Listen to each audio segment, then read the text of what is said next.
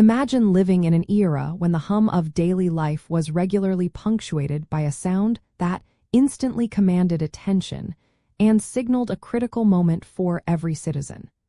This sound was a potent symbol of an anxious yet resilient time in American history.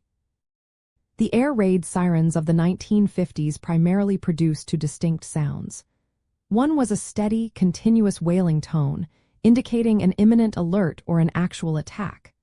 The other was a fluctuating, rising and falling tone, which was the all-clear signal, letting everyone know the immediate danger had passed.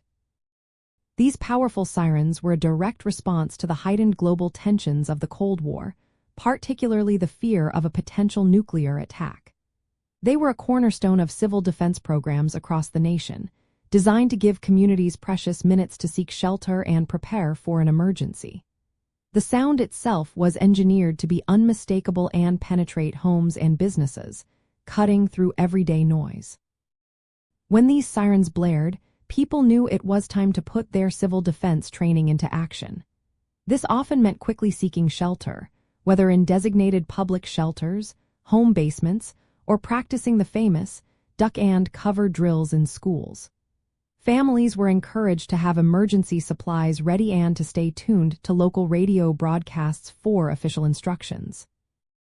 It is fascinating to note that the type of siren, whether it was a large rotating mechanical siren or an electronic one, could influence the exact character of the wail.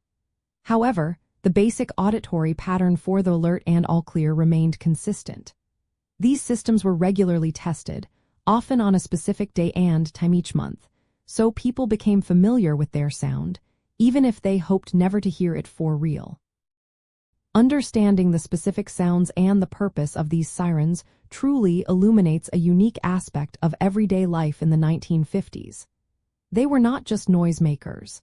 They were a constant, audible reminder of national security concerns and the collective effort to prepare and protect families, embodying a shared experience of an entire generation.